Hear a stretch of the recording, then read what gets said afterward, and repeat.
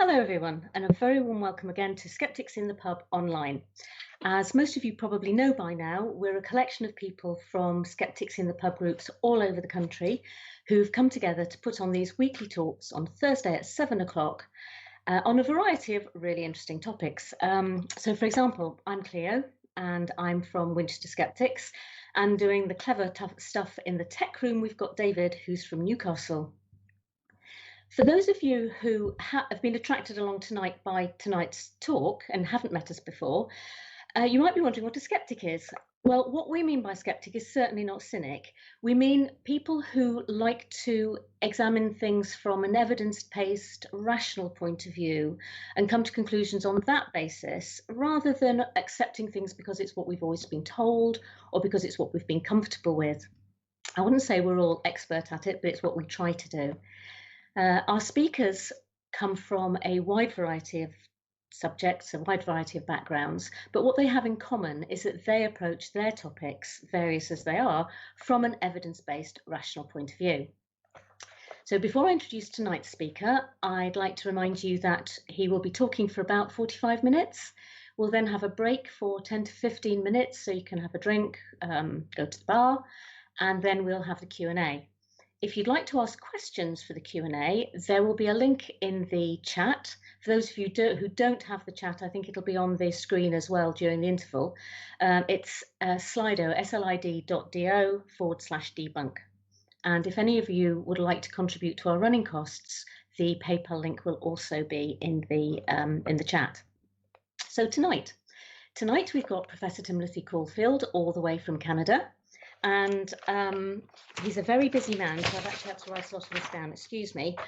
He is the Canada Research Chair in Health Law and Policy, a professor in the Faculty of Law in the School of Public Health, Research Director at the Health Law Institute at the University of Alberta. So he does interdisciplinary research on topics like stem cells, genetics, research ethics, and quite a lot of other subjects, actually. He's a Fellow of the Royal Society of Canada and the Canadian Academy of Health Sciences. But perhaps coming down to a very different level with all that academic background, he's also writer of bestsellers. His most recent book is Relax, Dammit, a user's guide in the age of anxiety, something that I think after the pandemic, quite a lot of people might benefit from. Another one of his books, I think, should be up for title of the year. It is Gwyneth Paltrow wrong about everything? When celebrity culture and science clash. There are lots of other books he's written. I really would recommend that you research them, Professor Timothy Caulfield, because I think I've not seen them before, but I will certainly be buying some of them now. So with that introduction over, I'd like you to put your hands together in real life and virtually. We'll give a very, very warm Skeptics in the Pub welcome to Professor Timothy Caulfield. Well, thank you very much for that kind introduction. It's a real pleasure to have the opportunity to talk with you, to what I consider my peeps, the people that I really feel like we are out there trying to fight the good fight.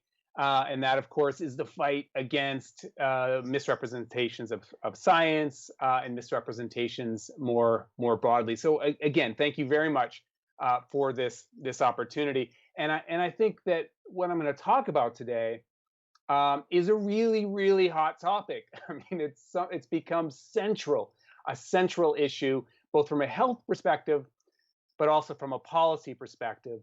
And that really is how we fight this infodemic associated with the pandemic that we're all struggling with. Now, we have been researching this academically. We have several big research grants on this exact topic.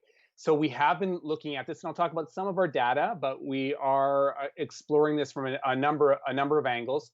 And as part of that exploration, we really want to figure out how we can get the public engaged in this battle, in this fight, and I'll come back to that at the end. But my real message is, look, debunking works. It works, and we really all need to be involved in this. And at the end of my talk, I'm going to come back to what the evidence actually says about how to debunk and what kind of debunking seems to be the most effective. But why this has become such a hugely important topic, of course, is because there is so much misinformation out there right now around the pandemic, and that misinformation is doing real harm. Now, I've been studying misinformation for decades, as I've said. I've looked at it in the context of genetics and stem cells, and I've looked at it a lot in the context of alternative medicine and in the emerging wellness industry. So this problem, of course, has been around for a very long time. And one of the interesting things, and I'm curious if this audience agrees with this, because you would notice this trend too. People are taking this topic very seriously now. Over the last 2-3 years, entities from the World Health Organization to research institutions to universities to governments, both regional and national, are now taking the issue of misinformation very seriously. I think it started with the election of Donald Trump, with Brexit, with climate change, with anti-vax rhetoric, and now with the pandemic. People are increasingly recognizing that this is a real issue. And then in some respects, that's good news, because we have more and more data on misinformation, and also more and more research on what we can do about it, what we can do about it as individuals, as communities, as professionals, how we can respond to the spread of misinformation. So that's really what I want to talk about today. But look, we all know there has been an incredible bout of misinformation spread about the coronavirus, about the source of the coronavirus. We have the bioweapon stuff. We have the 5G myth, about various kinds of cures, from drinking cow urine to drinking bleach to all these alternative remedies, to things like the hydroxychloroquine debacle. There's really misinformation everywhere. And one of the things that's fascinating is not only are these kind of new bits of misinformation, there's also this further embrace of conspiracy theories that have really been around for a long time. If there's a conspiracy theory out there, people have figured out how to shoehorn that conspiracy theory into a coronavirus story. So, as I said, the 5G one has become incredibly popular, and people are continuing to believe it. There's the bioweapon one. There's the big pharma cures. So that's another good example of a long-standing conspiracy theory that has been sort of shoehorned into the coronavirus. And a lot of these conspiracy theories have been used to forward other kinds of ideological agenda, which I'll come back to in a moment. But it really is amazing how, if there's a conspiracy theory, it has been made to fit the coronavirus. So I'm waiting for COVID-19 came from the grassy knoll. We're going to hear that. That's going to be next. But what matters, a lot of these conspiracy theories do sound crazy, and you wonder who could possibly believe them. But as this audience knows, people do believe this stuff. You look at the data from around the world, the public perception data, and it's pretty consistent. So here's the information survey that was done in the UK in May, and there's been more recent ones, similar data, where you find things like this. About a fifth of people believe the coronavirus in the UK is a hoax, right? Complete hoax. In the United States, of course, the data is even worse. This was a one, again, I think also from May, where they found 3 in 10 Americans believe that the coronavirus was made in a lab. And then this data is incredible. So only 1 in 4. And what's interesting about this is also it demonstrates, again, that sort of ideological component to a lot of these conspiracy theories and a lot of these beliefs more broadly. But only 1 in 4 Republicans disbelieve the Bill Gates coronavirus theory. Now, I think this is pretty amazing, because that's a pretty hardcore conspiracy theory. This is the conspiracy theory, as all you guys know. This is the conspiracy theory that Bill Gates caused the pandemic so he can push vaccines, so he can put microchips in all of us, so he can follow us and monitor our behavior. That's a hardcore conspiracy theory, and the numbers are remarkable. This is a more recent study that found that 28% of Americans believe the Bill Gates microchip one, which is just mind-blowing. I think they have that number of people willing to say they believe it. In my own country of Canada, I'd like to believe that we're kind of a little bit more of a rational country compared to our neighbor to the south, but untrue. So this is a study. It was actually done by a colleague of mine at Carleton. Uh, about half of Canadians, I think it was like 48%, 47%, believe at least one of the well-known conspiracy theories. About half. To give you just one example, this is the bioweapon conspiracy theory. You can see about, of all respondents, 26% of Canadians believe that. And look at the demographic for the younger demographic, the 18 to 29. About 30% of those individuals believe that conspiracy theory. Now that's interesting. That number is interesting for a number of reasons. But why does that demographic believe more? Well, the authors didn't study this, but they speculate. Josh Greenberg is one of them. He speculates that it's not because that demographic is more naive, that demographic has less critical thinking skills, but it's just exposure. That demographic is on social media more, and so therefore they're more likely to believe. And that of course feeds into that well-known cognitive bias, the availability bias. If you see something enough, it becomes more believable, and that's the speculation why you have that. So where is this coming from? Where is this coming from? This follows nicely on what I just said about exposure to social media. As I said, we're studying this right now, and we're looking at how the traditional news sources are representing the coronavirus, and how social media is representing it, and how it's being represented on search engines. And in general, the news media hasn't been perfect. Traditional news sources haven't been perfect for sure. There have been problems, or there's been hype. There has been some misrepresentations of science, but pretty early days, the traditional news media recognized this was serious, and the reporting, I'll put it this way, it wasn't terrible, right? And we've done a lot of research on how the traditional media represents health and science, and this wasn't terrible, right? But holy cow, social media has been a complete mess, right? A complete mess, and this is just one example of the data that sort of supports that, and it's also what we're seeing in our own research. Those that believe the conspiracy theories much more likely to get their information from social media. This was one of the studies that was done in the UK, and what they found is if people believe a conspiracy theory, they're more likely to get their information from entities like Facebook, YouTube, Twitter, right? Probably doesn't surprise anyone out there that that's what the data says, but it's good to have that research. This was a study that came out just today. Same conclusion here in Canada. People who get their news from entities like Facebook, more likely to be misinformed, more likely to believe conspiracy theories. Again, no surprise, right? No surprise, but helpful to have that information, because that also gives us a sense of where we need to go, right? What we need to do to fight the spread. And then there was this study that came out earlier this month, and I'm sure many people involved in our meeting today saw this, our gathering saw this. This is the study that found that most of the misinformation comes from Facebook. Now, I think we need to be careful not to overinterpret this data, because they looked at it in a very specific way. They looked at it, here's 7,000 bits of misinformation that have been spread. Where was the original source of that misinformation? And these guys found that over 4,000 the original source was from Facebook. Again, really highlighting the power of social media in this context, and how it's being spread. How celebrities, I have studied celebrity culture and their role in misinformation for a long time, and no surprise, celebrities and prominent individuals more broadly, I think that's a better way to frame it, are playing a role here.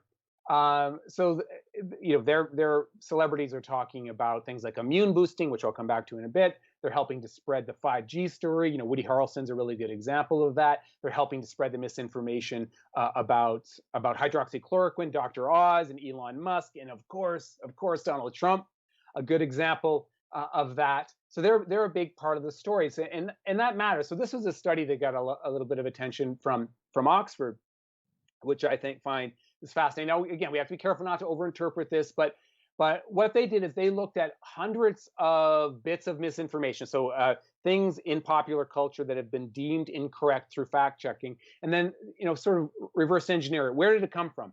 Well, they found that that 20% of those bits of information came from prominent individuals, which is a lot, but not a huge amount, right? 20% of them. But then they found that 69% of what's spread on social media comes from those individuals. So that's very useful, right? Because what that tells us is that yes, celebrities and prominent individuals play an important role in starting these conversations.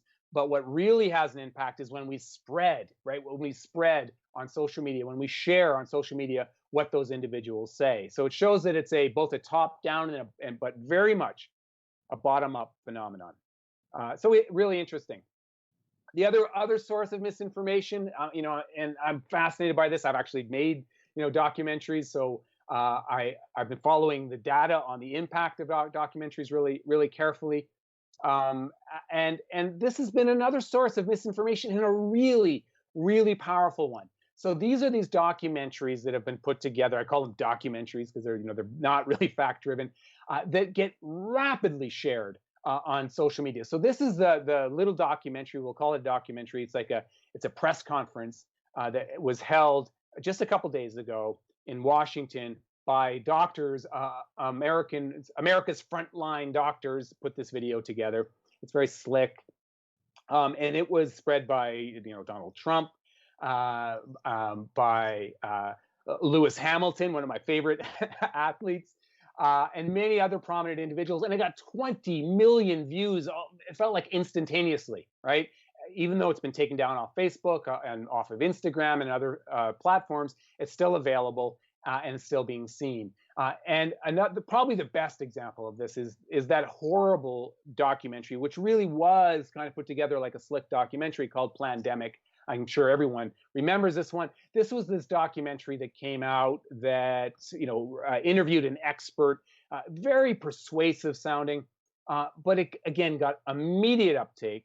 And had a real impact and continues to have an impact. And look at this data. This is from the New York Times piece that came out just a little while ago, and really it compares the uptake of Plandemic, right? This sort of independent documentary, from this fringe group, how it was spread, the uptake, and compared it to Taylor Swift's City of Love and to The Office reunion, and Plandemic blows them away, right?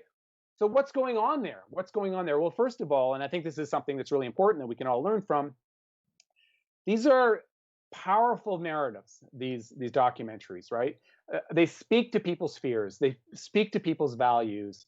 They have stories to tell, and they have very powerful testimonials, right?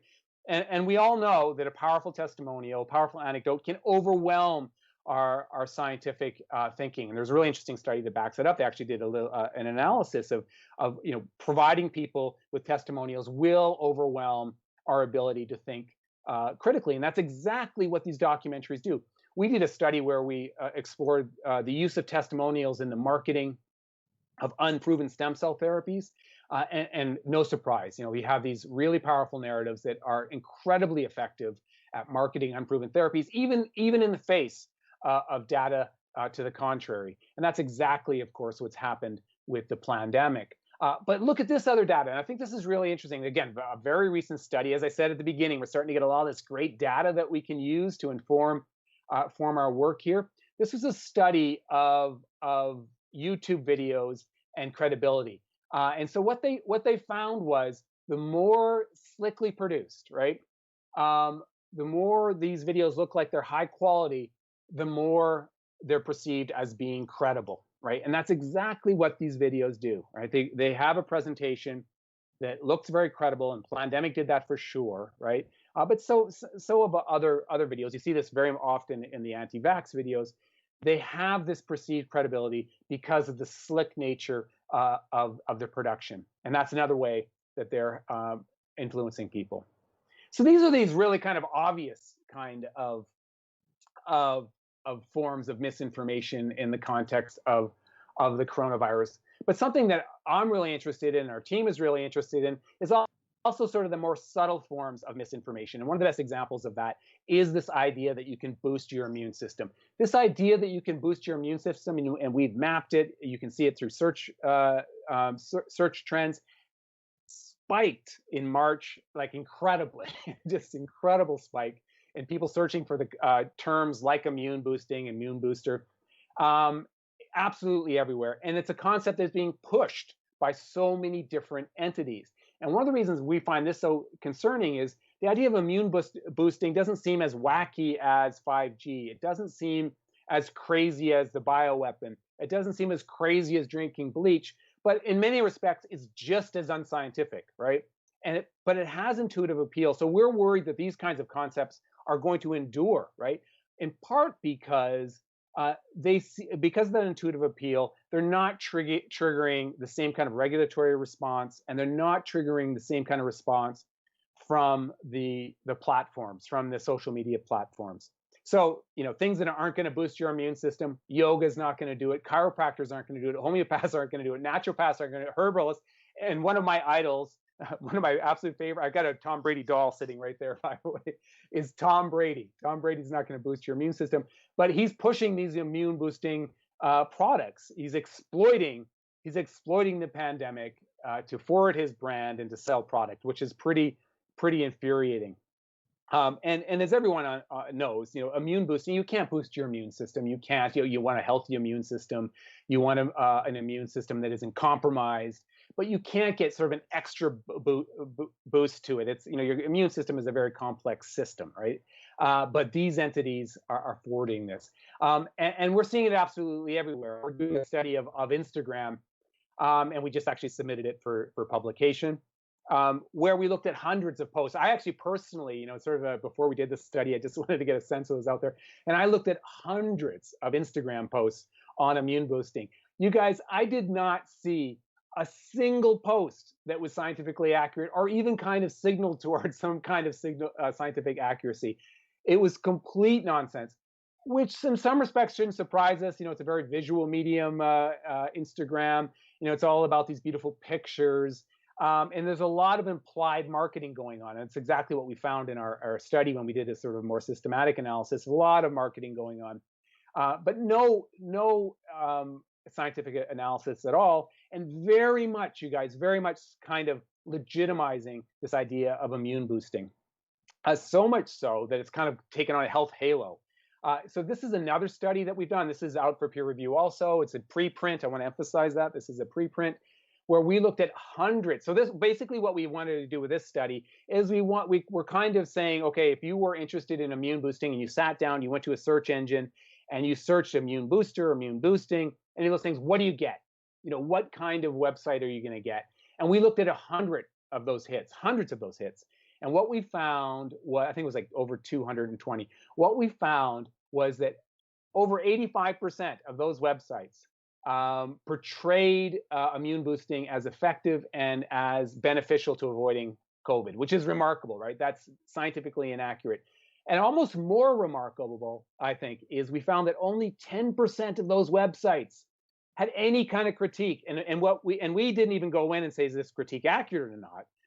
Only 10% had any kind of critique to the concept of immune boosting. So I think that's really gives you a sense of how pervasive the inaccuracies are out there around this concept. And we really think this matters, you guys, because immune boosting now almost has a health halo around it. So you'll have even legitimate organizations saying, boost your immune system with exercise. Exercise is great for you. Boost your immune system by eating healthy. Eating healthy is great for you, but it's not going to magically boost your immune system. And we're worried that it's giving legitimacy to this concept, and it's a legitimacy that's going to endure. Okay, other sources are entities or individuals that have been called super spreaders, right? Super spreaders. So we have social media spreading it. We have celebs, helping to spread misinformation. But we also have, individuals that have been called super spreaders, and these are often entities and particular people that have a brand that they want to push. This is a headline from Natural News. It's just a horrible, vile entity that many of you probably know, that push misinformation about health and about alternative therapies and anti-vax stuff. Just a horrible entity, and it's been identified as one of the super spreaders of misinformation in this context. NewsGuard, an entity that many people probably know, has done a study of super spreaders, and what they found is People like Rush Limbaugh are super spreaders. Look at that. 2,400,000 likes for some misinformation saying that, the coronavirus rhetoric has been overblown and misinformed. And then this one, the pharmacy, again, many people probably know this place, sort of an alternative medicine, natural health kind of place. Again, another super spreader. So you have these super spreaders playing a big role. But again, super spreaders can only play a role if people are sharing their content, right? So we'll come back to that. We'll come back to that. And of course, anti-vaxxers also a big part of this story. A big part of this story. And we've been following this really closely. We've done a lot of work on vaccination hesitancy and the anti-vax rhetoric out there for, really for years. And we saw this early. And I'm sure you've seen this in the UK, you've seen this in the US, wherever you are, you've probably seen a lot of this anti-vax rhetoric emerge. And what's fascinating is and some of these headlines are actually from pretty early days, from February and March and April, where they were really trying to position the anti-vax area or the anti-vax position as being one of freedom of expression, as about choice, about liberty. And research tells us if you use that kind of sort of these ideologically appealing ideas like choice, like liberty, like freedom, as a way to get across misinformation, unscientific concepts, can be very effective, right? And that's exactly what's happening here, right? They're talking about choice. They're talking about the idea that anti-vax or that the coronavirus is going to be used in order to have these horrible mandatory laws around vaccines. And of course, they're also using it to push other kinds of conspiracy theories. This was a talk by Del Bigtree, a name that many people undoubtedly know, one of the most prominent anti-vaxxers anywhere in the world, where he gave a talk pretty early. Again, I think this was pretty early in the whole pandemic, and again, very much positioning the anti-vax community about being about choice, about being against big pharma, about being against government. And unfortunately, these tactics seem to have worked. Okay, so we have all this misinformation out there. You guys know that, right? You know that. What's the impact? What's the harm? Well, I think it's good to remind ourselves this really does have it does create a lot of harm, right? There's been physical harm associated with this misinformation. There's been deaths associated with this misinformation. There's been interesting research that has shown an increase in stigma and discrimination as a result of this misinformation. There's property damage. One example is 5G towers being destroyed. There's also been a lot of science and health policy problems, and I think this is often overlooked. This misinformation has not only influenced the public, but it's also had an impact on clinicians, on policymakers, and probably the best example of that, and I'll come to it in a bit, is the hydroxychloroquine story, right? I mean, that really has had a broad impact. The other adverse impact is it creates a chaotic information environment. I actually think this is often downplayed. This is an important part of how misinformation causes harm, not just in the context of the coronavirus and this pandemic, but I think really in any area. And that's what's happening here. There's interesting research that came out not that long ago that found that this misinformation causes sort of a information overload that not only causes people to be more confused, no surprise there, right? But also makes it more likely that people will believe misinformation. And I think that's just because it's so chaotic. It becomes more difficult to tease out what's real and what's not real, right? It creates this overload. And it also, I think, causes us to deal with that information in a kind of frenetic way, right? We don't pause, we don't reflect. We respond kind of intuitively. I'm going to come back to that. So it causes real harm, but we have to remember that, right? It causes arson and assault and racial tensions and poisonings. This matters. Like what we're talking about tonight really matters.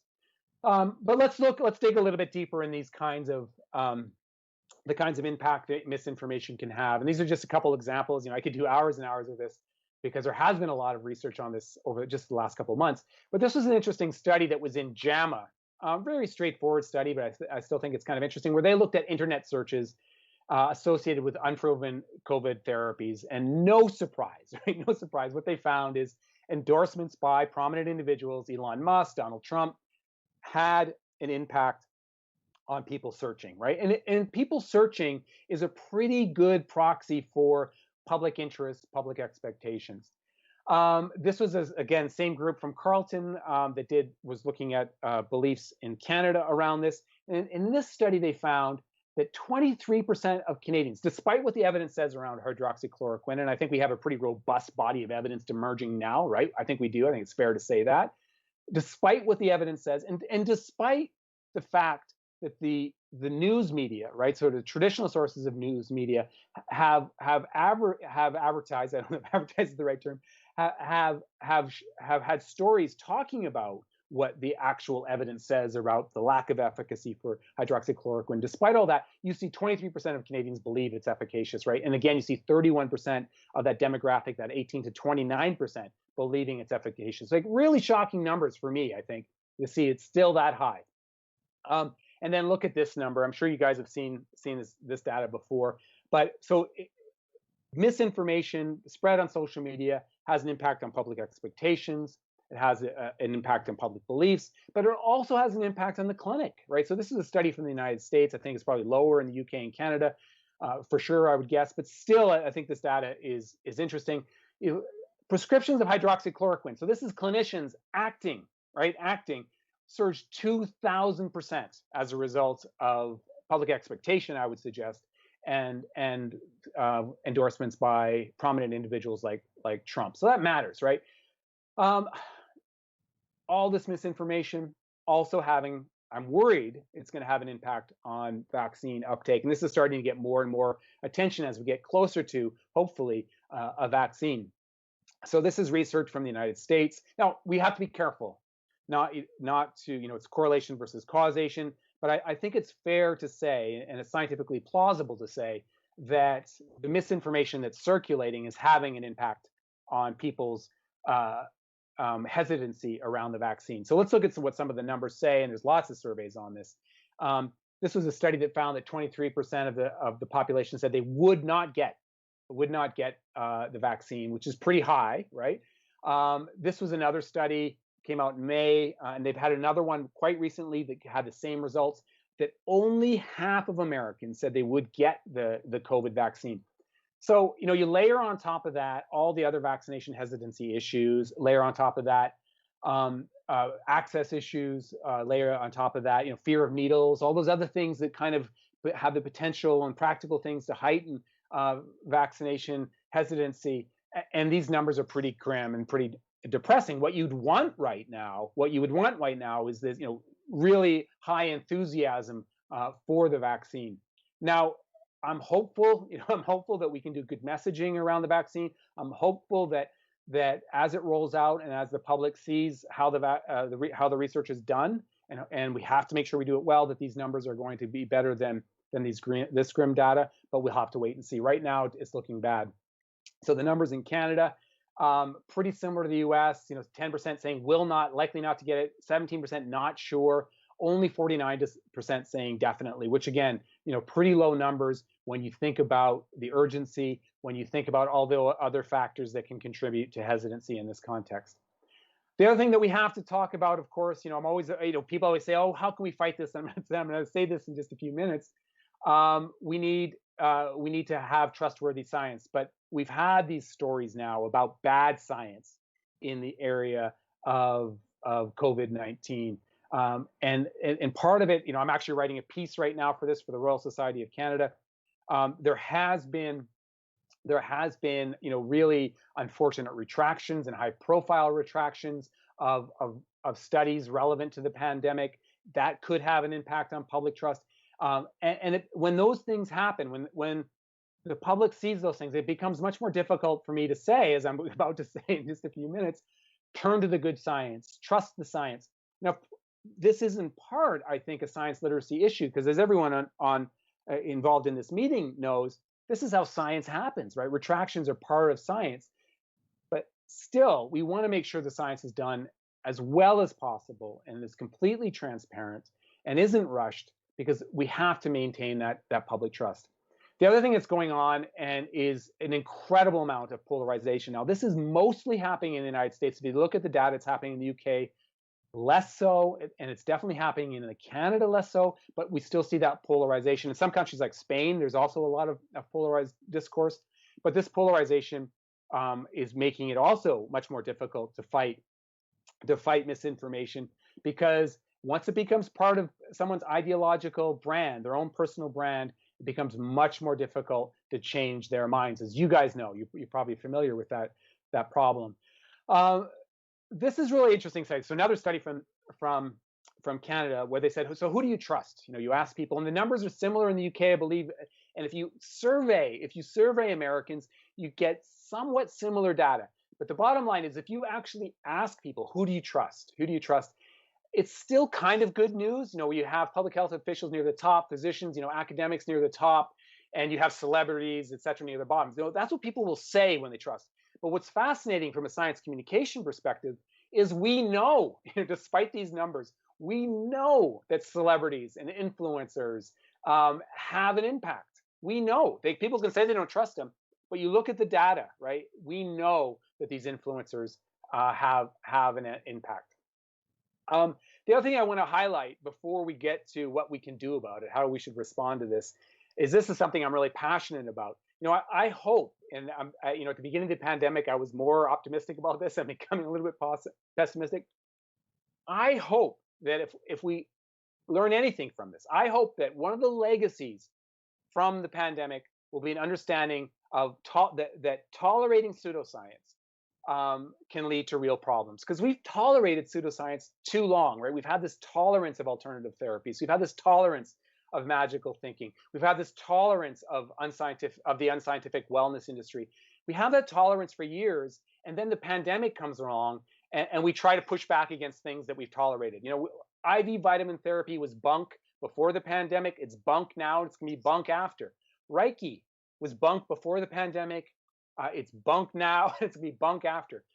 It becomes much more difficult to fight misinformation when we've tolerated that misinformation before, when we've kind of officially kind of sanctioned it, when we've legitimized it by allowing it to be in our universities, and we talk about it in conventional news sources in glowing terms. And then when the pandemic comes around, we can't all of a sudden go, oh, by the way, we didn't really mean that. A colonic really doesn't boost your immune system. Taking massive doses of supplements really isn't beneficial. Reiki really can't boost your immune system.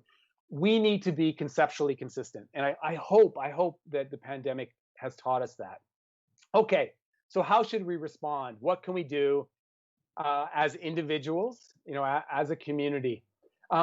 Well, of course, we need a regulatory response, and we need the social media platforms to act, right? And the good news is that I think all the social media platforms are starting to recognize it more explicitly anyway, their role in spreading misinformation. We're starting to see warnings. We're starting to see redirects on Twitter, on Facebook, on Instagram, even on Google. That's all good news, right? But the problem is that, is it enough? And are these strategies really evidence-based? And one of my colleagues, Gordon Pennycook, I'm going to refer to some of his work in a bit, has suggested that perhaps these things don't work as well as people are suggesting. So we really do need to figure out how the social media platforms can respond.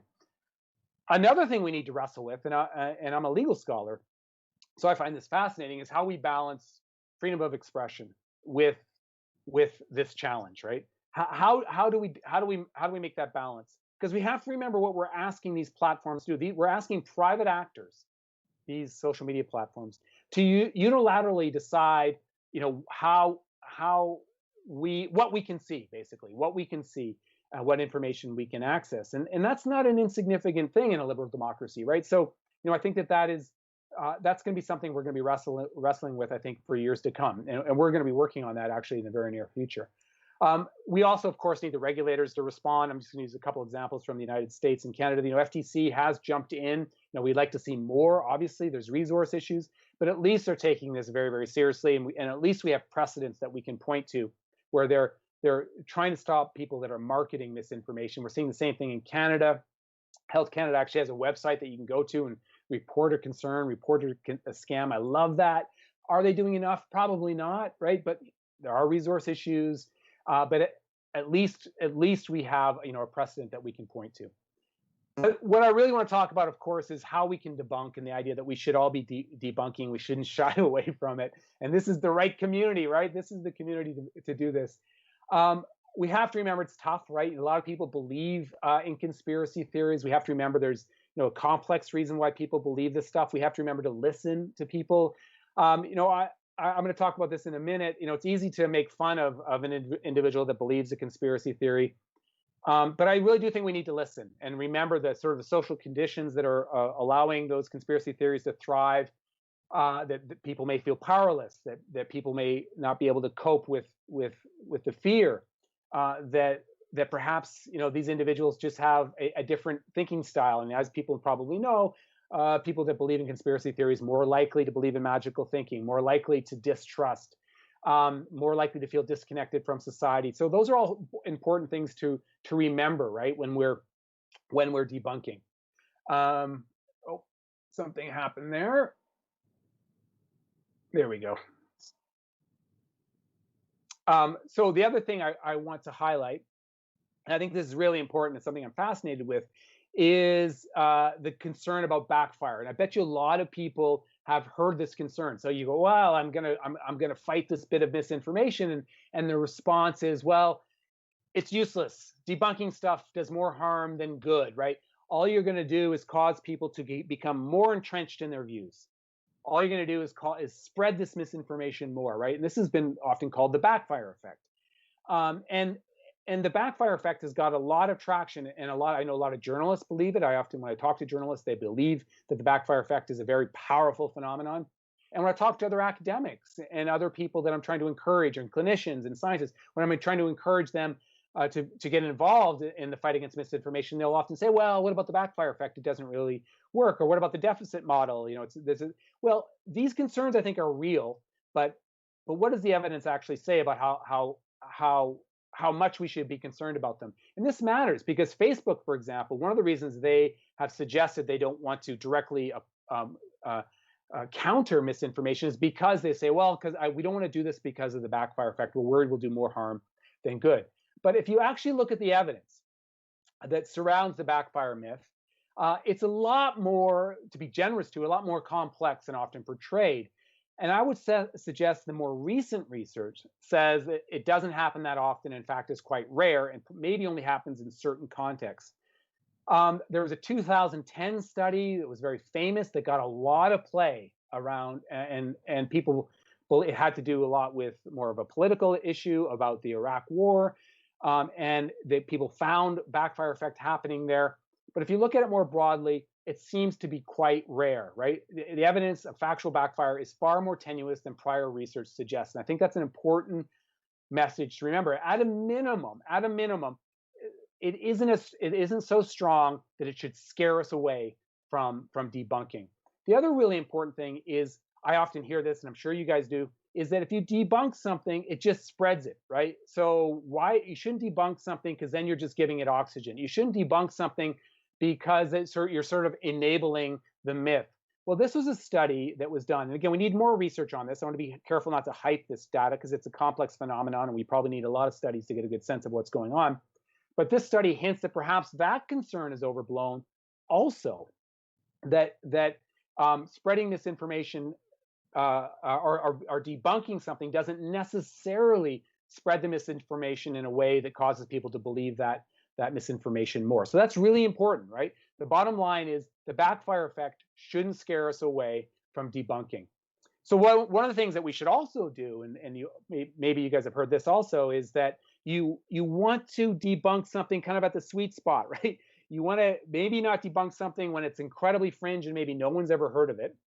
And perhaps you want to get to it before it's too late, right? Before it's become, like no one's going to be able to debunk the JFK conspiracy theories. It's just become part of pop culture. So you want to get to it before it gets to that stage. So this study suggests, and again, complex phenomenon, hard to study this well. So this information, this research is only suggestive, right? But this study suggests that if there is kind of a sweet spot. You want to get to something early. You want to debunk something early and delegitimize the source as quickly as possible in order to stop the spread. And they did this research in the context of the 5G conspiracy theory, and they suggest that we weren't robust enough, right? We didn't get at it. We weren't vigilant enough with this, and that has allowed the 5G conspiracy theory to spread. But let's get to the bottom line. And the bottom line is, yes, it's worth it. It is worth it. It's worth fighting misinformation. It's worth arguing. This is a well-known study. I bet a lot of people online are familiar with this. This was a study that came out last summer, just about a year ago, and it was a kind of a nice study because they used a bunch of different kind of methods. And what they basically found is very straightforward: providing facts about a topic and uncovering the rhetorical techniques that used by people spreading misinformation works. It can have a positive effect. But they also found, again, backing up what I just said about the backfire effect, is they did not find a backfire effect, right? They did not find any backfire effect, even amongst vulnerable groups. And the vulnerable groups they're talking about are Republicans and conservatives. Even among that group, they didn't find a backfire effect. So that's good news, right? That's good news. And this was a study that's very relevant, right on point. What they found is that if public health authorities, trusted voices, and that's easier for people in Canada to say that because in the United States there aren't a lot of trusted voices, and probably more mixed in the UK too. But trusted voices like public health authorities, if they get in there and they debunk, they can have an impact. Okay, so what does effective debunking look like? Here's a quick list. It's not comprehensive. It's some of my favorite points. But I think it's a pretty good list. It's a good list to get us all started. So number one, as I just said, provide the science. Yes, it works. You provide good independent sources of information and use clear and shareable content. Now, I always try to think, how is this debunk going to look on Twitter? How is this debunk going to look on Instagram and on Facebook? So think about that, right? Think about content that you can share that's science-based and will work on social media. And what I often try to do is I have sort of a shareable nugget, but I also link, for those who want a deeper dive, to some credible, more source of information. Use trustworthy and independent sources. That might sound obvious, but I think it's important. And that also speaks to the value of having the good science out there, The other thing, and this is interesting, is pointing to a scientific consensus. So there's interesting research from the climate change. Maybe some people are aware of this. The climate change area with GMOs, another area where we've seen the needle move a little bit but definitely with the vaccine research, that if you can point to a scientific consensus, you're more likely to have an impact on public perception. Now, that becomes very difficult for an area like the coronavirus, but perhaps not, right? If you're talking about a body of evidence, like we're seeing with hydroxychloroquine, even an emerging body of evidence, like we're seeing with masks, right? I think that this data would still apply. And now we have to do the research to back up what I just said, but I think that's the case. And I think it's also important, even if you're pointing out a scientific consensus, not to do it in a dogmatic way. You want to also highlight that science evolves, right? So here's a scientific consensus. This is what we know now, but the science evolves. And there's some research to back up that if you do that, it's going to be more effective. The other interesting thing, I think, and this is, sometimes it's hard, it's hard for us skeptics to do this, but, be nice, be authentic, be empathetic, and be humble. The research around this is interesting, right? So there has been studies that have shown that aggressive language is viewed as being less credible. And there are also some interesting research, and again, hard to study it well. Often this is qualitative stuff, but being authentic is you're often maybe more persuasive. But again, I think this makes it's also scientifically plausible because people are more likely to relate to you. If you're a scientist who's viewed as just a talking head spitting out data, you're less likely to be persuasive as a scientist who's telling a story, right? It's a scientist who is a human being relating what they know and the work that they do and why their work is important. It might have a bigger impact. Consider using a narrative. Creative communication strategies also always win. And this is really important. A lot of the data I talked about earlier was about how misinformation can be, narratives can push misinformation. We've actually done research on this. We've held workshops on it. So we need to use narratives and stories to get across the good information, creative communication strategies to do exactly that. The other thing you want to do is highlight rhetorical tricks and logic gaps. Are they, misrepresenting risk? Is this a conspiracy theory? Are they just relying on testimonials? That can also help persuade people. The other thing you want to do is you want to make the hook. You want to make the fact the hook, not the misinformation, right? And there's a little bit of data to back this up. That's the way you want to go. And the other thing I think is number 9. I think is super important is you want to remember the general public is your audience, not the hardcore denier, right? We're never going to convince this person right here, the medical fascist, right? We want to make sure that our message goes to the general public. The general public should always be the audience, because we know it's very hard to change the minds of those hardcore deniers. So you can use something that comes from a conspiracy theorist as an excuse to talk about science, but the public should always be your audience. I think the other thing that's really important, and this goes to a lot of the things I said earlier, is that we want to try to encourage people to pause before they share. This is research that was done by Gordon Pennycook, and we know that this is largely a bottom-up phenomenon, not completely, but largely as people sharing stuff. So Gordon and his colleagues have found that if we can just nudge people to think about accuracy before they share, we can move the needle, right? And he found that in this study, that was backed up in this study, which was a very clever study, which just asked people to think about the accuracy of a headline before they shared. That had an impact. And here's a study by Gordon that is a preprint, but very, very relevant, that shows that in the context of the coronavirus, if we can just nudge people to think about accuracy, to embrace that concept before they share, we can have an impact. And so we're trying to do exactly that with this campaign that we call Check, Then Share. It's a campaign that we've aimed at the general public that's really trying just to encourage them to pause before they share, check before you share. And so that's what I hope, that a simple message, a simple evidence-based message that we can share with everyone. So please do exactly that. Share this message, but not the bad stuff. So I'm going to end there by saying thank you very, very much for this opportunity, you guys. I wish I was enjoying a pint with all of you. A really, really great opportunity. And thanks to the Skeptics for all your hard work. Let's keep fighting the good fight. And I'll end with my 2 favorite words: go science. So thanks very, very much. Thank you very much. That was really, really interesting. I've actually just taken a photograph of your effective debunking slide.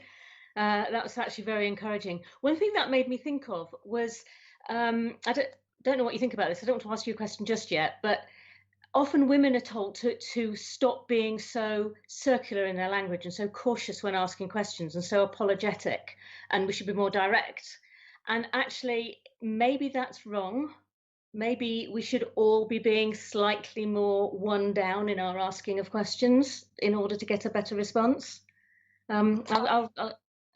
I'll stew on that. How's that? Yeah, I can return to that question. So just a couple of announcements before we finish. Our next talk will be another really good talk. We've got Anthony Warner, who you probably know better as the Angry Chef, and he's going to be talking about food and sustainability, the truth about hunger. I don't know how many of you, maybe some of you are into haute couture and you've noticed my t-shirt. Well, if you're incredibly jealous, then you too can have one. I'm sure someone will post links in the chat.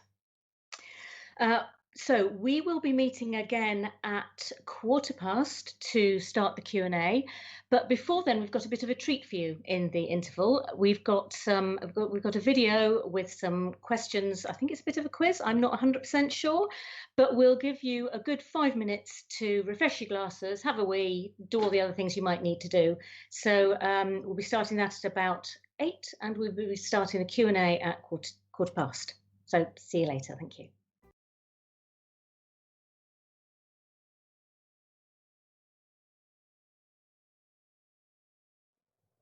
Hi everyone, welcome back. I hope you enjoyed our little treat for you.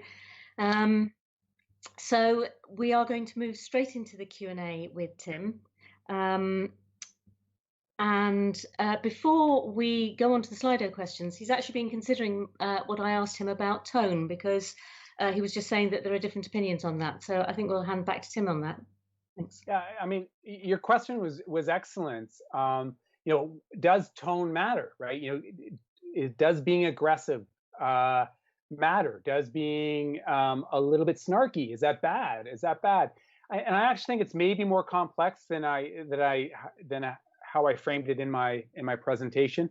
I think there are times when being snarky is not only okay but entirely appropriate. So if, for example, a celebrity or someone who's trying to sell a product, if they're using misinformation to further their brand, I think it's entirely appropriate to be a little bit snarky, to be a little bit humorous, to be a little bit mocking. I think it's more problematic when you're talking to an individual who is looking for answers, who perhaps has adopted a belief system. Now, what's interesting is I think that the body of evidence, and again, I have to be careful because it's hard to do clinical trials on this. It's hard to get really good, robust data to back up what I'm about to say. But I think the body of evidence suggests that it backs up, using aggressive language, not being authentic, all of those things make you less credible. And I think that there is a body of evidence to suggest that. And also the point about being humble is really, I think, important, because if you come across as dogmatic, and as the science evolves, it becomes more difficult to incorporate that new evidence into whatever your messaging is going to be. So, be humble, personally, but also humble about what the evidence says. Now, having said that, there was an interesting study that came out recently that's, if you want to find, it's on the Harvard misinformation, the new journal from Harvard, I think it's called Misinformation, where they talk, and this came out just weeks ago, where their research suggests that tone doesn't really matter that much, whether you're angry or not angry. But I think, again, that's quite context specific. So I think it's safe, given the body of evidence, to err on the side of being nice, of being authentic, and also listening and getting a sense of what people's concerns really are. Great, thank you. The first question is a question about the fact that when we do have vaccines, we may not have enough to go around. And I think the person who asked it is wondering about who should get it, should people choose, should people be targeted? What's the best way of dealing with it? Yeah, I think for sure, at least short term, there's not going to be enough to go around. We are going to have to make decisions. I think we're talking about hundreds of millions of vaccines, right? We're talking about an incredible, a massive need. And so those conversations that people online probably know are starting, people are starting to have those, and they're interesting bioethical questions or questions about equity and justice that are being asked. It's very complex and I don't have an answer, but I will say we want to make sure that these decisions are not driven by misinformation. And we're already starting to see a little bit about that in the context of who's going to get the vaccines first, right? Who ought to get them first. And the key, I think, from the perspective of the talk tonight is, let's make sure that whatever decision's being made is transparent, so we know how they're deciding who's going to get it. What's the process to deciding, what values are they using, what evidence are they using in order to make those decisions, and make sure that twisted information is not sort of feeding that process. I think that they're going to have to make really tough decisions, and I think it's going to vary from jurisdiction to jurisdiction. But at a minimum, I hope the decisions are transparent. I hope they're honest, and I hope we know what kind of evidence and what kind of values are being used to make those decisions. Yeah, I think we'd probably all hope that, but that's actually really well expressed. Thank you. The next question is from Skeptic Kitty, who is possibly in same position of a number of people she asks, how do we correct highly educated and senior colleagues who are blatantly misinformed but don't want to hear any of it? Yeah, that's a great question. It's a tough one too, because it's easy for me to debunk Tom Brady, or Lewis Hamilton, who's pushing misinformation, or Gwyneth Paltrow, right? It's a different thing when a physician or a group of physicians pushes misinformation. So I think this is where the idea of the body of evidence and the scientific consensus is really important. I mean, think about it. You think about people like Wakefield, Andrew Wakefield, who, at least in his community, is viewed as a very credible voice, right? Someone who has scientific authority. Think about the what do they call the American Frontline Doctors? You know, that's the group that put the video out just a few days ago. They're viewed as a credible source, a scientific source, right? Think about people who talk about GMOs, right? GMOs and climate change. Often the information that's shared the most comes from people who are viewed as being scientifically credible, are viewed as experts. So countering those voices, I think that's where the scientific consensus, body of evidence, independent sources of information, I think are most important.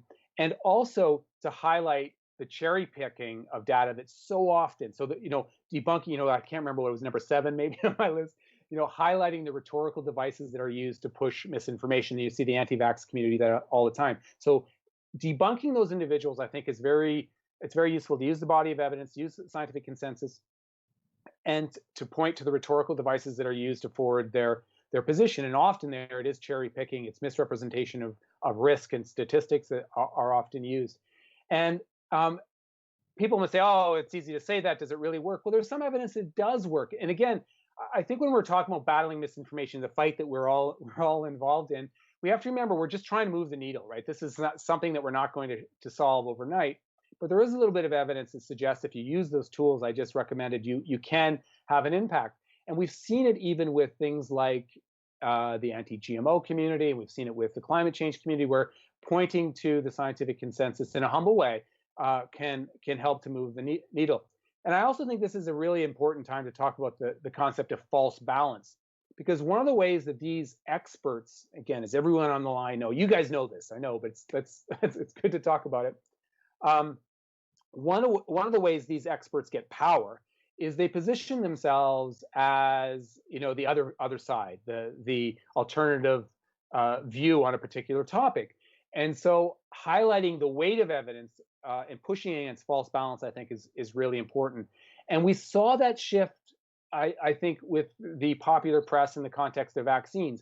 It wasn't that long ago where you saw a lot more false balance in the context of vaccine in the popular press. Same with alternative medicine. We're starting to see a little bit of a shift towards avoiding that. In fact, I was supposed to do an interview not that long ago, very recently, on anti-maskers and anti-vaxxers, and the CDC actually decided not to do it because they were worried about false balance. I think that's an evolution, right?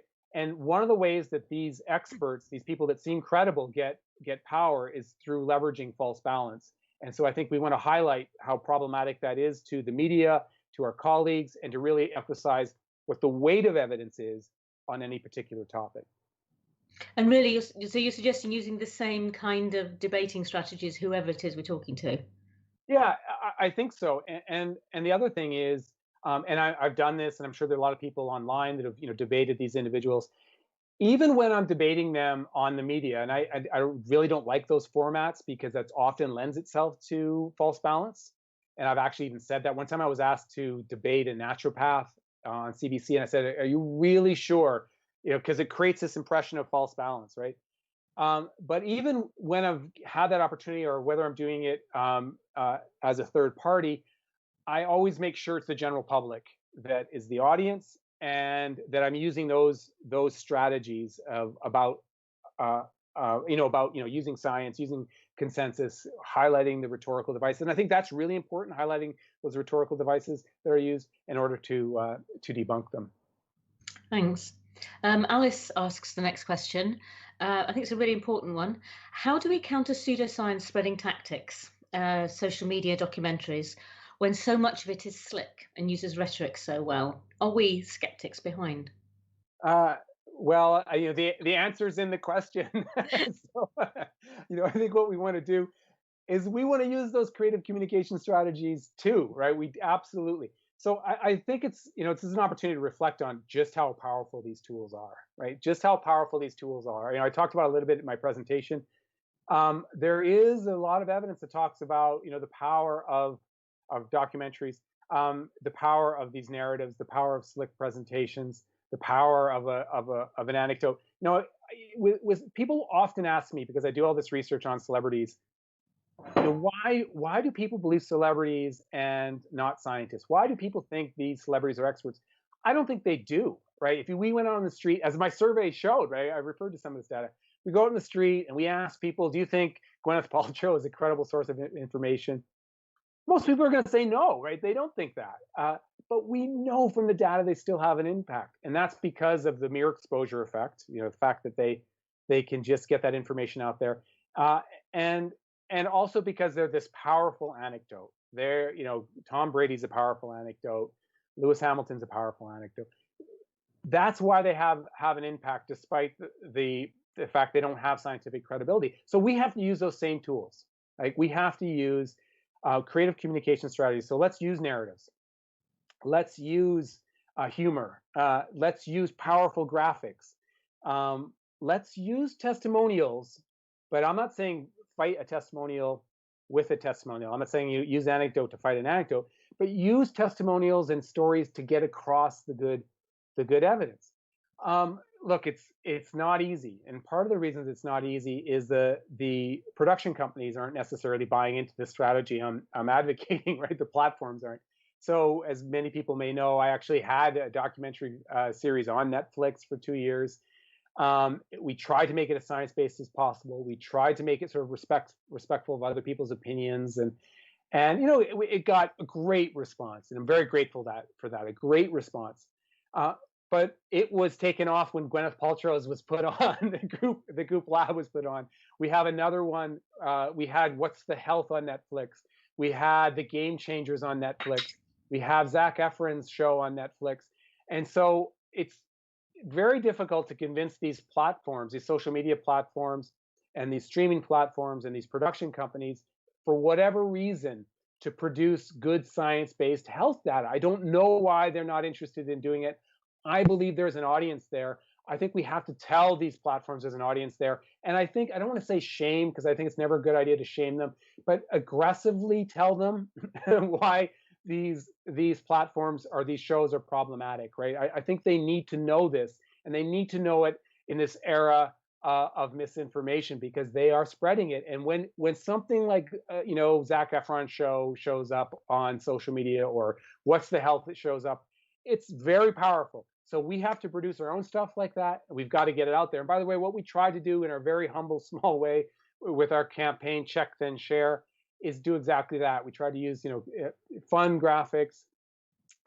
We try to use narratives and stories and a little bit of humor to get across our very simple, straightforward, evidence-based message. And the other thing that we're doing, and forgive me for going on, you can tell I care about a lot about this question. The other thing that we're trying to do is work with fine artists. So my brother's a fine artist professor, and we have sort of this broad initiative we call SciPop, where we're trying to use fine arts to engage the public on these controversial issues. And we're trying to use fine arts, sort of arresting images that are both commentary in their own right. Fine arts can be commentary in their own right, but also sort of as a tool to get people to pause and to reflect on accuracy before they go on to these other images. So I think we need to get creative. We need to get slick, but we still need to be true to the science. I think we can do all of that. I think we can, and you're starting to see more and more entities do exactly that. So I'm a hopeful individual. I'm hopeful this is going to move us in the right direction. So SciPop is what you're doing with your brother. And what was the Netflix show that you had? It was called A User's Guide to Cheating Death. A User's Guide to Cheating Death. I have found that. I've seen that one. I mean, I haven't watched it, but I found it too. It was actually on BBC. I can't remember where it was on in the UK, but it was shown in over 60 countries. Right. And we really did try to make it evidence-based, and we had a lot of experts, and we tried to have a little bit of a narrative in every story. I was very proud of that, and we tried to make it beautiful. The production value very, very high, and you're starting to see, unfortunately, a lot of the other celeb-driven shows that are more wellness industry, more pseudoscience based, use very similar formats, and unfortunately, they're pushing misinformation. But what's interesting about your title there is it's not just, oh, look, that's one of our programs. It's obviously got a much broader appeal. And that's important. So, That's what we were hoping for. And I think one of the things that skeptics always struggle with, and I'm sure everyone here can relate to this, is speaking to the converted, right? We so often speak to our own community. We've got to figure out ways to get out there. And so in our show and some of the books I've written, I really try to engage with the other side in a respectful manner. Sometimes it becomes humorous because you can't help how if their ideas are so absurd. But you really do want to try to be to let them speak. We want to listen to them, not in a false balance way. I think that's really important to differentiate between, okay, here's this perspective, but more to learn why they're attracted to this idea, why are they attracted to this therapy, what's going on. And I've tried so many of these therapies. I've tried everything you can think of because I think it's important to experience it. I really do.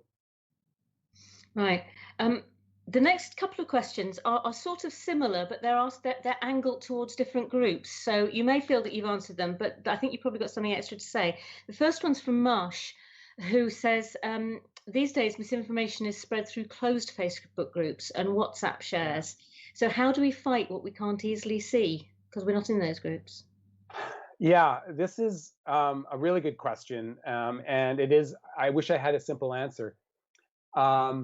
And you're seeing these groups. So the good news is that you're seeing these other kind of groups form that are positive, right? These positive groups, but these closed groups, and sometimes they're patient groups, right? And they're very difficult to. You don't even want the word fight because I don't want to use combat language. They're very difficult to counter, and unfortunately, research tells us they're also very powerful. Again, people online probably know this, because they're often individuals going through a similar experience, individuals with a similar values system. They're individuals that have already bought into the ideology. And of course, everyone knows this, they are this incredibly powerful confirmation bias machine, right? Because they share similar information. So, I wish I had a simple question, a simple response. There is some data or some speculation from the anti-vax research that has noted that what we need to do is try to engage those communities. You've seen that in the United States, where what they've done is gone to perhaps religious communities and tried to get them to be the messenger of the science. People that share similar values, or people who are part of that community, and that can be very powerful. And this, of course, also goes to listening, right? Listening. What are their specific concerns? What would turn them around? But holy cow, this is really problematic and really challenging. Yeah, I have a friend who's left, for instance, a lupus group because she got fed up of being told that if she thought positively, it would help. Yeah, I've heard a lot of similar stories. The anti-vax one, MS communities, and Yeah. we were going to do a study around. Well, I won't talk about the specifics. I'll be very generalized about it. But unproven therapies for MS, and even though people were sympathetic to our research, the message kind of went out: don't collaborate or don't work on this, because you don't want to take away hope from the people that are doing it.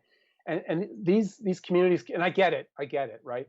These communities can be very, very, very powerful. There's positive communities too. I don't want to make it sound like all these communities are bad, but it is a challenge from a science communication perspective. Yeah, most of them are positive. But usually, for most cases, being a member of a patient group bodes well for outcomes, doesn't it? Yeah, it's one of the good news stories of social media, right? I think, and some of these communities help spread positive messages. Well, a colleague of mine, Sandra McCon, did a really cool study on breastfeeding in public, and talks about how groups on Instagram have really helped to normalize that and send positive messaging around that. So yeah, we want to be careful not to say everything's bad. There's really good news stories out there. So the next one is a slightly different angle: is how do we fight pseudoscience? How do we fight pseudoscience in a world where many don't believe scientists and experts anymore, and there's such a clear anti-expertise sentiment? Yeah. So, and I it is becoming very difficult, and this is, I think, the biggest challenge, perhaps the biggest challenge we absolutely have right now. And I touched on it a little bit when we were going to the polarization discourse. I think it's particularly bad in the United States. I think this is a good opportunity to talk about the deficit model. Do people, you know what I mean by the deficit model? This is a So the deficit model is another critique that is used to suggest that debunking doesn't work. And the idea here basically is if only people knew more about science, they would not believe these things, right? And the deficit model says, well, that's not the case at all. That it's not just about this scientific deficit. It's about more. It's about values. It's about who you're listening to. And there's a lot of truth to that. But um, I think that concern is also overstated because there's also a lot of evidence that shows that and Gordon Pennycook, our collaborators, found some of this in this context, that scientific knowledge does matter, right? Critical thinking skills do matter, and trust in expertise does matter, right? So there's been studies, for example, and again, my usual caveat: hard to study this well because there's all these variables and confounding issues, but recent studies suggest, for example, that trust in science, no surprise, but goes to this question: trust in public health authorities, trust in science. All of those things are correlated with adopting physical distancing, wearing masks, vaccines, all of the things that we'd expect. So this question really, really does matter. So the good news thing is I think we do need to take a step back and remember that most people say they trust scientists. Most people do say they trust academics and healthcare providers. But there's also evidence that we're having this erosion in trust in institutions. Research that came out right before the pandemic in Canada found an all-time low level of trust. And so this issue of trust is so important. And so I think we need to recognize it. And I think that we need to figure out what was causing people to distrust the scientific community. I think we need to listen to those concerns, especially from disadvantaged communities that perhaps particularly don't trust for good reason the scientific establishment. So that means good science, science that's done well. That means trying to avoid scientific hype. This is something that we've studied a lot. Let's not misrepresent the science in order to get grants, in order to get headlines. This means listening to people that are concerned about how the science is represented and done. This means being transparent when these controversies happen. Big pharma has been a bad actor. It absolutely has. And that's one of the reasons every day someone points out big pharma to me, why people don't trust science.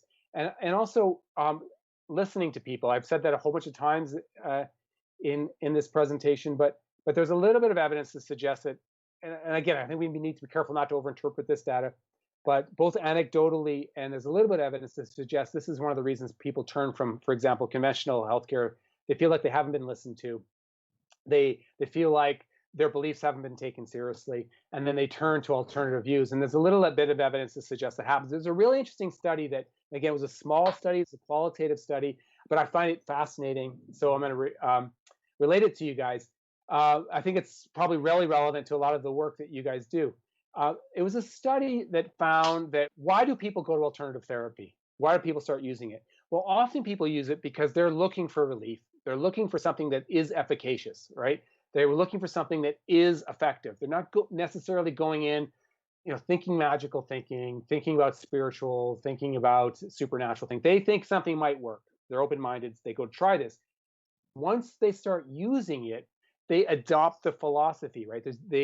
It's almost like a cognitive dissonance occurs. So now that I'm part of the community, I start to gravitate more to the philosophy, the magical thinking. And once that happens, it becomes more difficult to change people's minds. So I think it's really important to listen to why people are attracted to these things and why the erosion in trust might happen. I'm going to end with one. I'm sorry, this is a long response. It was a great question. I apologize.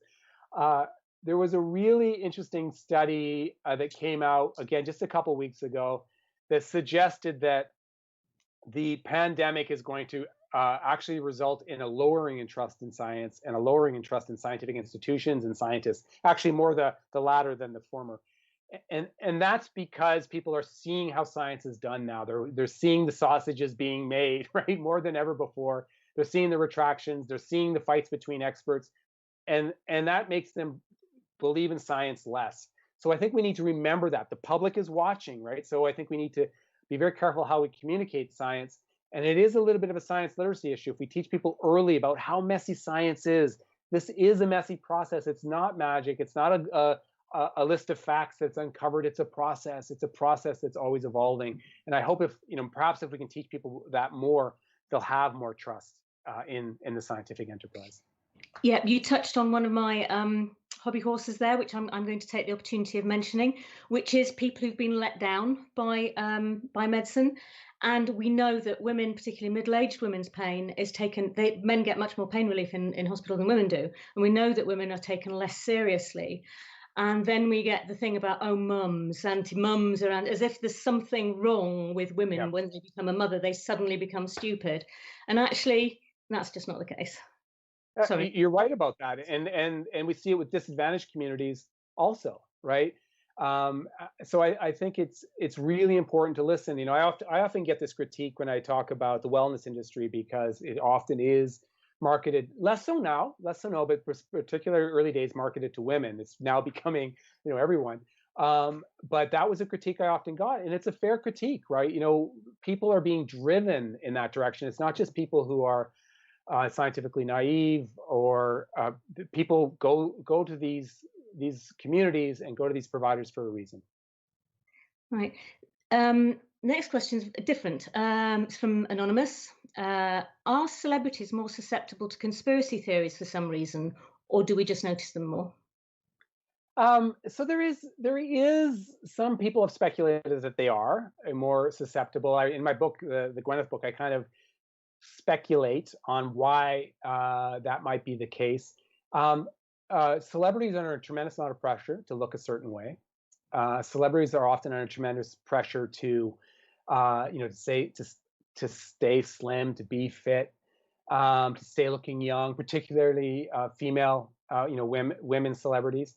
And so there's some and athletes are under tremendous pressure to try absolutely anything to be well, to be ready, to be on the field. So some people have speculated that that's one of the reasons that they gravitate more to pseudoscience. And look at, you could say pejorative things. They're often not educated. I think we don't even need to go there. I think we can just say that often that's why they see this stuff more often, because they're searching for answers. Then of course you have to remember, a lot of celebrities, they have a lot of people in their ear, right? They have a lot of people in their ear talking to them, so they're maybe more apt to see this come across their field, and often they're in communities that are maybe more open to these kinds of different views. But the important thing is they have a huge megaphone, right? So often, we pick on people like, Gwyneth Paltrow, and all these other people. But sometimes we actually did a study, we call it implicit hype. This happens often with celebrity athletes. Sometimes they're not even marketing anything, right? They're just pontificating about their life and the things that they do, and the things that they do to be healthy. And that becomes advice for the general public, and it's often pseudoscience. And what happens is that those comments often appear in the sports pages. They appear in the celebrity section. And so the journalist isn't critiquing what they're saying. And we found that with sports stars talking about the things that they do to stay healthy, or perhaps they're injured, and all the unproven therapies they use. And those comments almost always end up in the sports pages. And it's not a scientific journalist reporting on this. So, but that implicit hype still matters, right? It still has an impact on how people view whatever they're talking about, and it can have an impact on expectations, on beliefs, and the utilization of those therapies. So a bit of both. They are more susceptible, and we notice them more. Yeah. Yeah, exactly right. The next question's from Skeptical Gumby from Oxford. And she asks, could you expand a bit on the withdrawal of the Lancet and the New England Journal of Medicine papers on hydroxychloroquine? Yeah, that was a very interesting and frustrating story, and it's actually one I'm using as a case study in the paper I'm writing for the Royal Society of Canada on public representations of science, because it is such a good example. The hydroxychloroquine story is such a great example of all the things that we've talked about today, right? It started with a preprint from France. Well, at least the public face of it started with a preprint from France. It was a methodologically flawed study that immediately got picked up by prominent individuals, that created momentum around this idea. It started to attract conspiracy theories. It led to what some people would suggest is an unreasonable amount of clinical trials that sucked resources and oxygen from other kind of research that could have been done. And then we started to get things like a study saying it's not efficacious, and then things like the Lancet study that suggested it would had severe cardiac effects. And as people online probably know, that study came out, and there was an immediate reaction both in the popular press, on social media, and by individuals and entities doing clinical trials. So the World Health Organization paused their trial. I think the CDC paused theirs. There were ones going on in Canada that were paused as a result of that study, right? And then almost immediately, it was like this all played out within days. There is scientists questioning the data that was used in order to back up that funding. And basically it was the database that was used for the Lancet publication that was questioned, and that the details of that are still unfolding. But basically, the data wasn't good, and there's questions about peer review. There's questions about why co-authors did not know about the questionable data. There's questions about why it was published at all.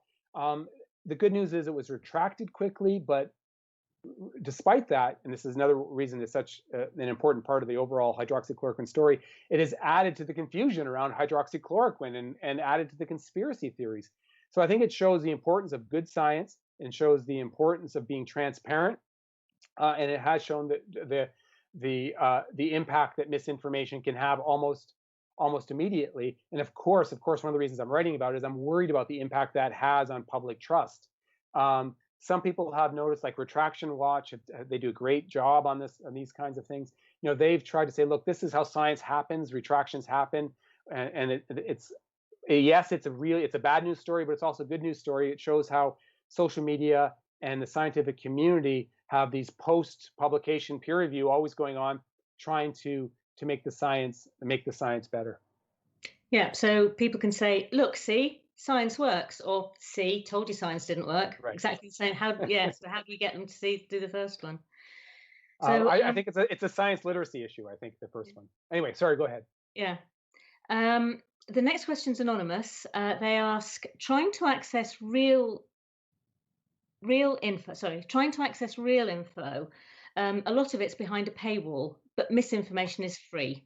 Legitimate journalism isn't free. So can anything be done to help? Another great question.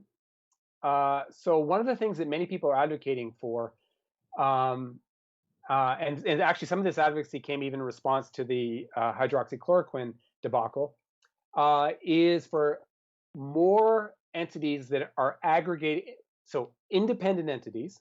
Like, so we know that they are funded independently and they have an independent oversight. And I agree with this recommendation, by the way, that aggregate the science in a responsible manner. So like the Cochrane collaboration, but perhaps even more focused on the general public. And one of the reasons people have advocated for that is exactly what this question points to. I can say, go to the good science, go to this clinical trial, go to the systematic meta review. But if it's behind a paywall, people can't do that. So people have recommended that we have, that research funding entities support the bodies that aggregate the science in a responsible manner that is accessible both to policymakers, but also to the general public. So that's one thing I think needs to happen in the future. We need more of that. The other question, though, I think is really challenging. A component of this question is really challenging because I'm very active on social media, and I'll often post something, say from the Washington Post. It's great, and they have a lot of great science writers there that do really provocative and I think science-informed pieces. And I'll post it, and someone will go, "Well, thanks for that, but it was behind a paywall," and they'll say that kind of snarkily. And the journalist will actually reply and say, "Hey, I need to get paid for what I do." All right. Good journalism is under siege right now. So what a fascinating tension that we're fighting right now. We want this to be open access. We want the public to see it, but we want these institutions to be funded. So a real broad challenge for our democracies, right? How can we do this? How can we do this? And I think we need to figure out a way that we can strike a balance. Also, tied into this, sorry, again, another long response to a great question, is the problem of predatory journals. Because as everyone probably knows, one of the answers has been open access journals. And I publish in open access journals, but they're not cheap, you guys. They're not cheap. Even the good ones aren't cheap. So what happens is you write an article, you submit it for publication, it goes out for peer review, it gets accepted, and then they ask for a fee. And so what ends up happening is you pay from your research grant. So public research funding is paying for us to publish in these open access journals. Okay, that's okay, because we put it in when we get a grant, we put it as a budget item.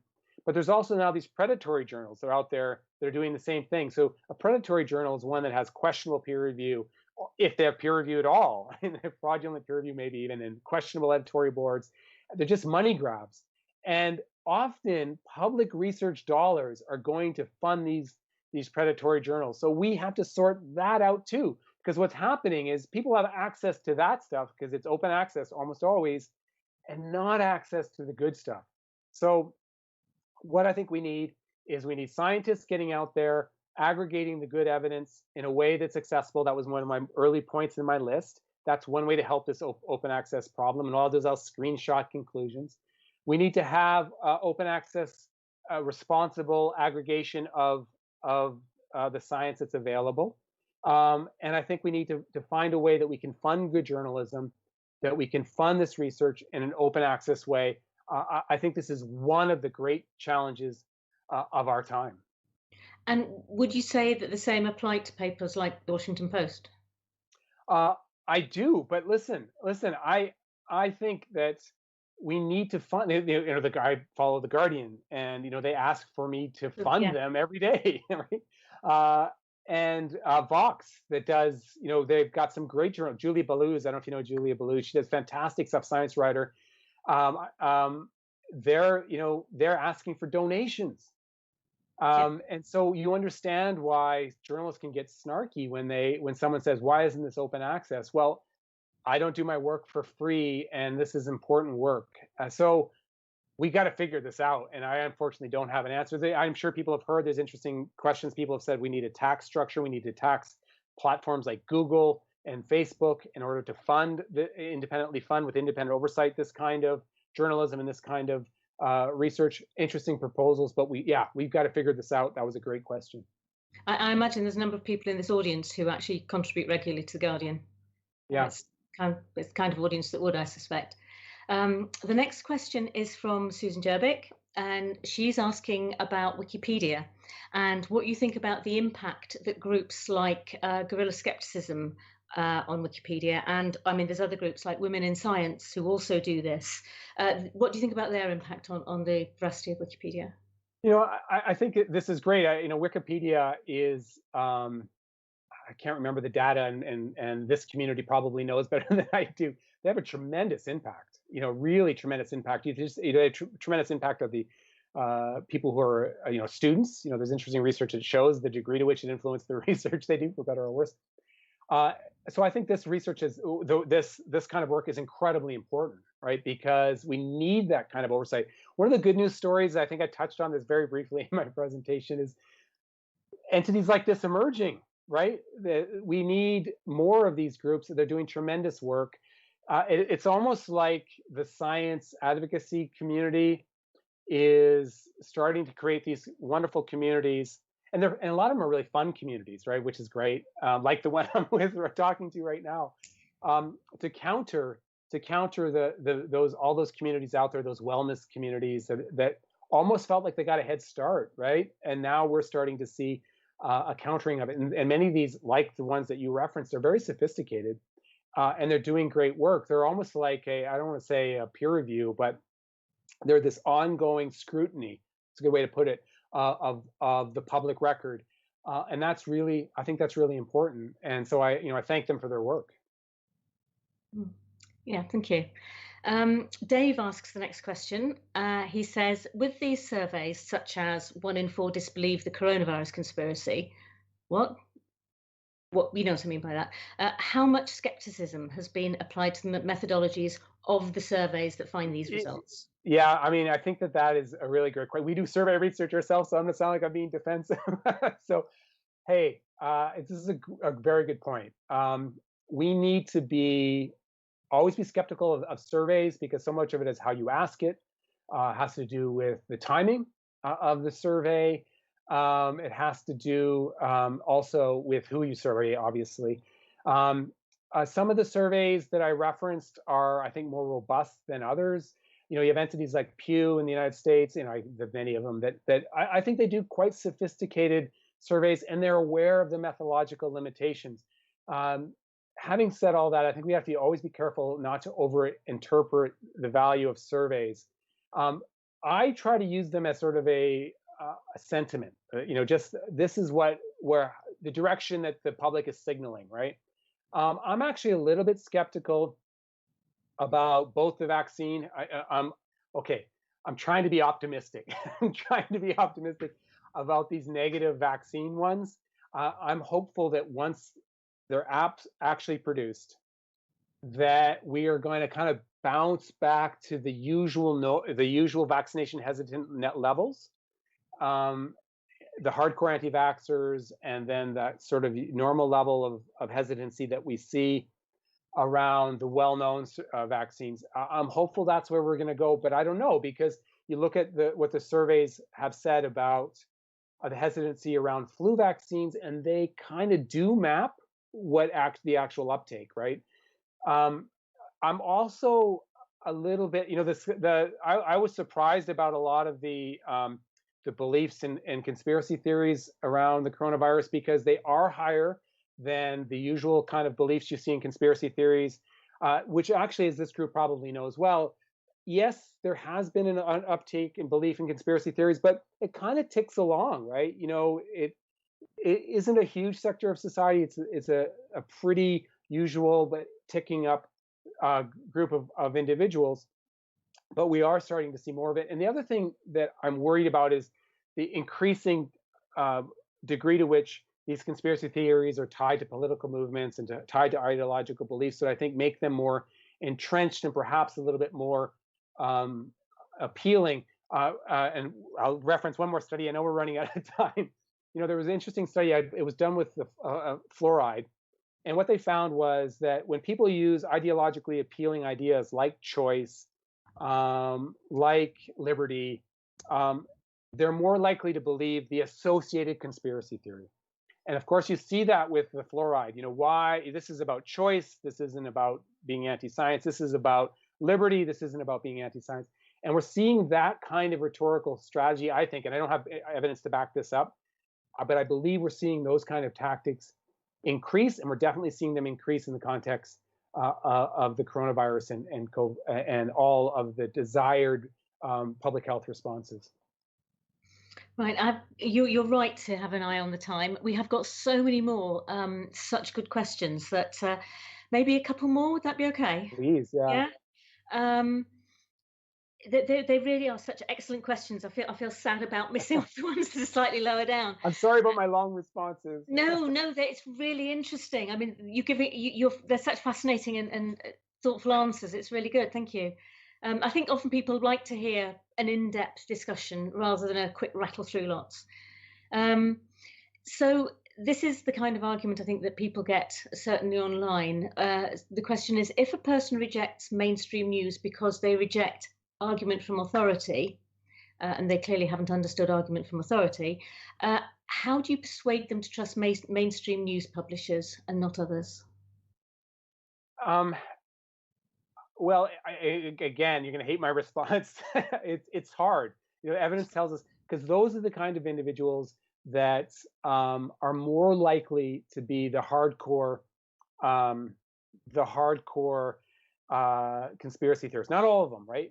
Now, as you probably know, the news media falls on this ideological spectrum, and you can people have done this work. They've kind of mapped conspiracy theory belief based on that, right? So there is this massive confirmation bias going on.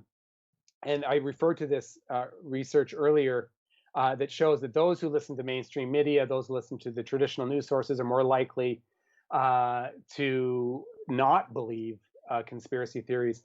But that research is a little bit of a chicken and egg thing. It's not, cause and effect research. not cause and effect research. So, this is, I think this is a real challenge. So what I do, and I don't have evidence to back this up, is I again go to that idea of speaking to consensus around the science removed from the media source, the science removed from the ideological spin. It's very hard to do that because the hardcore conspiracy theorists always have an answer for that. So again, what you want to do is make sure whatever your response is for the general public. You're not maybe going to change this person's mind, but you may have an influence on someone who's hesitant, for example. So if you're just arguing with that person, give up. Unless you're doing it for the audience. It may not work, might not go anywhere.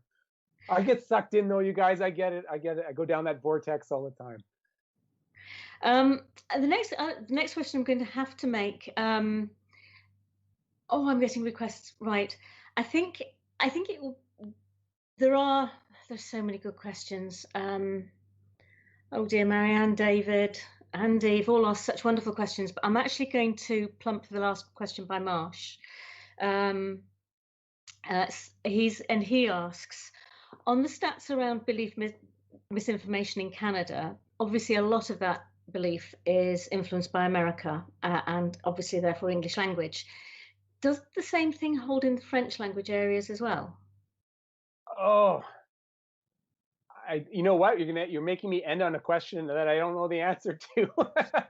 So I just really thought that is such an interesting question. It's my opportunity to be humble. So I will say this, because we focus so much on English language, even though I live in a country where we should do more French. I have colleagues in Quebec that I work with frequently. But we do know, for example, and I'm sure many people in the audience know this, that France has the highest level of vaccination hesitancy, I believe, in the OECD. I think that's the case.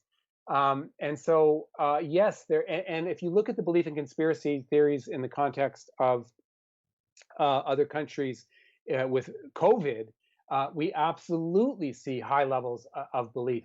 So this isn't just English language countries. Having said that, the power of the pop culture from the United States is really what I think it's doing is it's lending itself to the polarization problem more than anything. And I don't necessarily have data to back that up, but I think that's true. Okay, we will wrap it up there. Thank you very much for an absolutely fascinating discussion. Thank you, guys. I've really enjoyed talking with you. Thank you. And yes, I hope our audience have enjoyed it as much as I have. You've left us with a few real nuggets. I'm just going to mention your user's guide to cheating death, just in case anybody can find that on BBC or on Netflix, because that sounds really good. And I'm just going to remind everybody listening that next week we've got I've forgotten his name, Anthony Warner, known to me anyway as the Angry Chef, who great is stuff, by the way. He does great stuff. Really looking forward to it. It's food and sustainability, the truth about hunger. So we hope to see you all again next week. Don't forget to join us in the Look-ins Razor. That is our Zoom group, and there will doubtless have been links to that in the chat. So we shall see you later on Zoom.